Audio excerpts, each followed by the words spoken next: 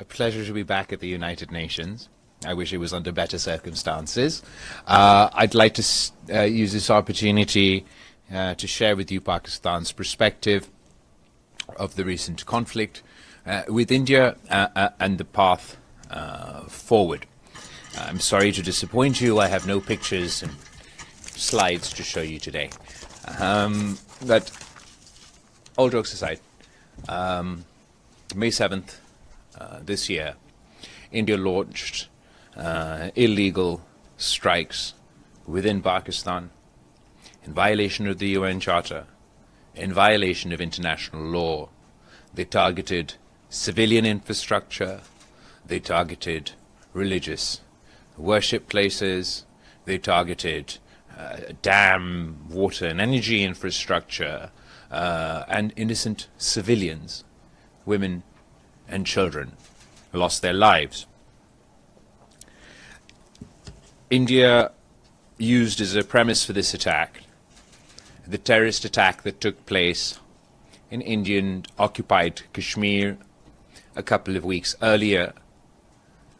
We express our sympathy with the victims of terrorism, and Pakistan has consistently and unequivocally condemned terrorism in all its forms and manifestations.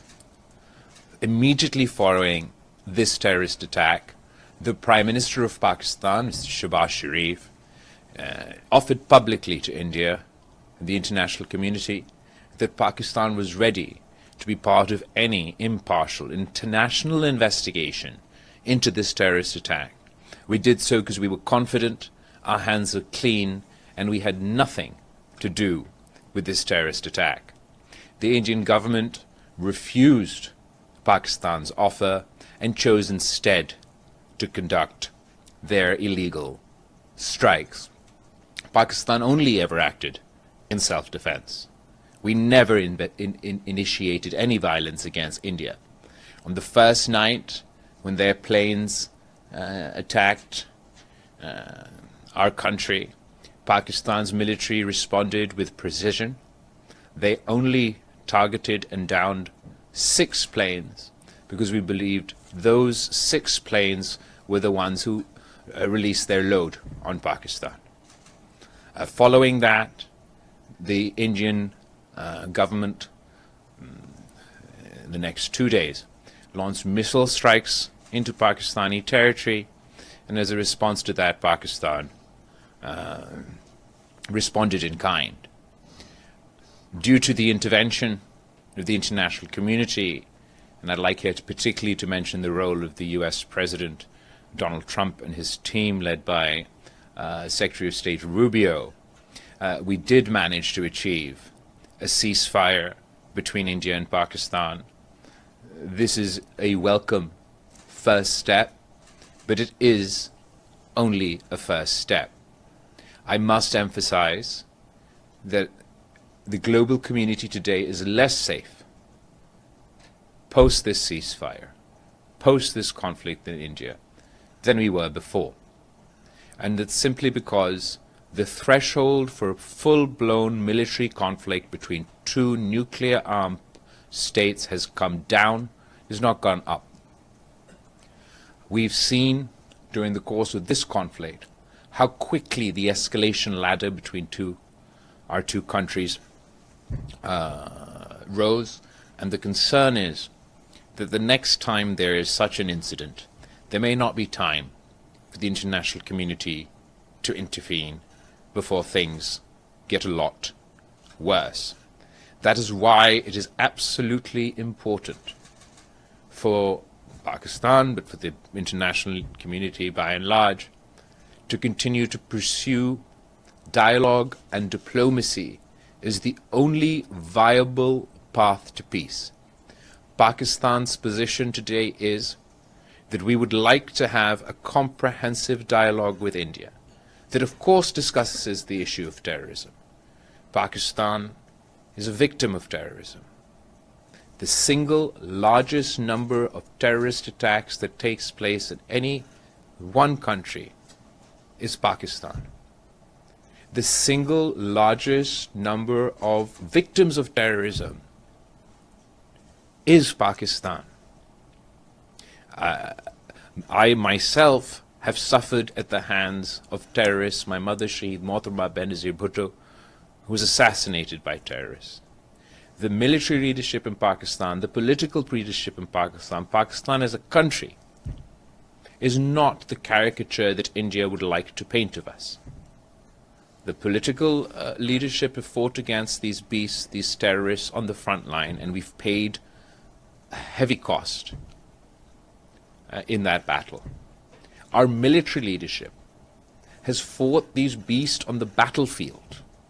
They've earned their honors and their titles and their promotions as a result of the taking them on in South Waziristan, taking them on in North Waziristan.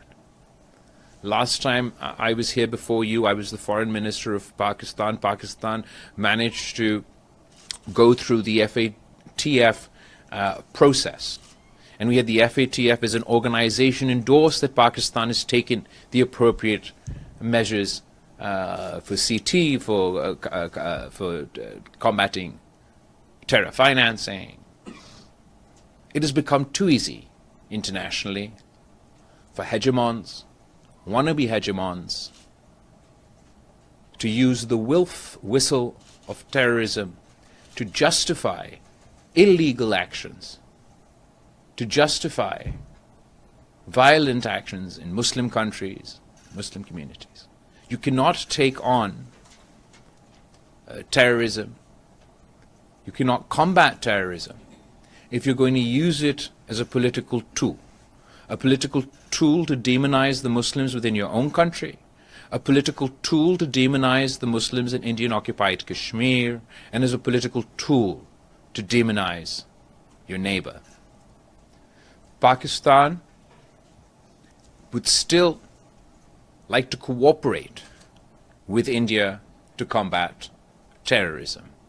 We can't leave the fate of 1.5, 1.7 billion people in the hands of non-state actors and terrorists.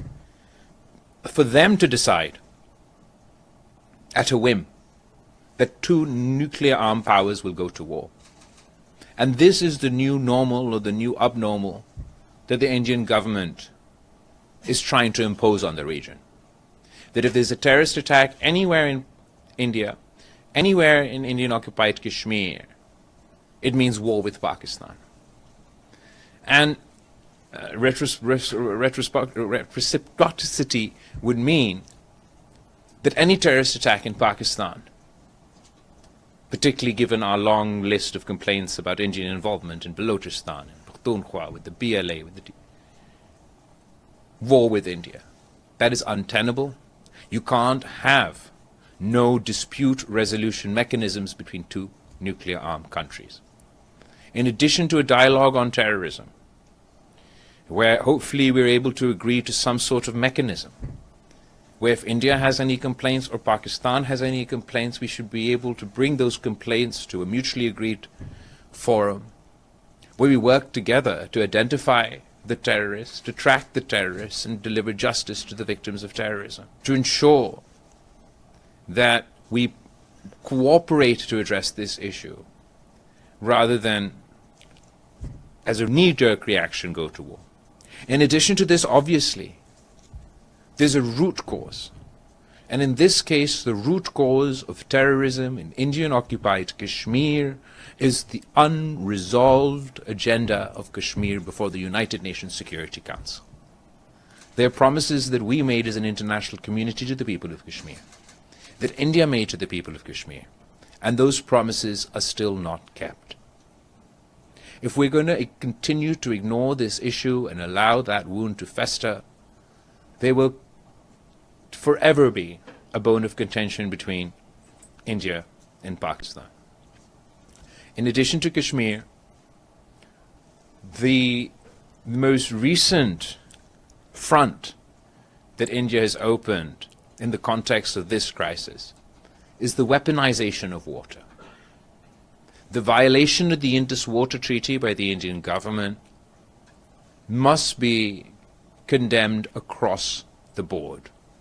We cannot allow this precedent to be set, the mere threat to cut off the water supply for 200 million people is a violation of the UN Charter. Acting on this threat would be seen as an act of war by Pakistan. This is not something I say with any pleasure. Pakistan does not seek to be in this position. But I ask any country that if their lifeline was being cut off, if their water supply was being cut off, how would they react? The weaponization of water, given the challenges of climate change, the water scarcity that we anyway face in Pakistan, is something that surely no civilized country can endorse. No civilized country must allow for this precedent to take root. The Pakistani delegation today is concluding our trip here to New York and our engagements at the United Nations, where we engage with various representatives of different countries and obviously of the United Nations, including the UN Secretary General, the President of the UN, the Security Council, E10 Group, and others, where Pakistan has appealed to the international community to assist us in our pursuit for peace.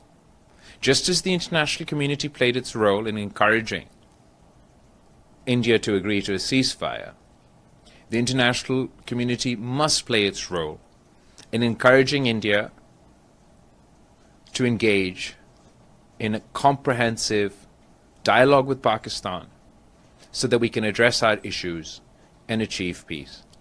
In conclusion, and before I take your questions, I'd like to know that India likes to as a net security provider. The United States subsidizes the Indian economy, the Indian military, on the basis that it's to be a net security provider.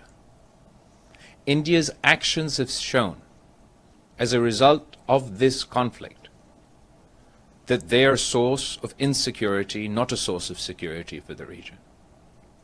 The true net security provider for our region and beyond will be peace between India and Pakistan. The President of the United States has a unique opportunity to deliver on his commitment to peace within the context of India and Pakistan. The United States enjoys good relations with Pakistan and enjoys good relations with India.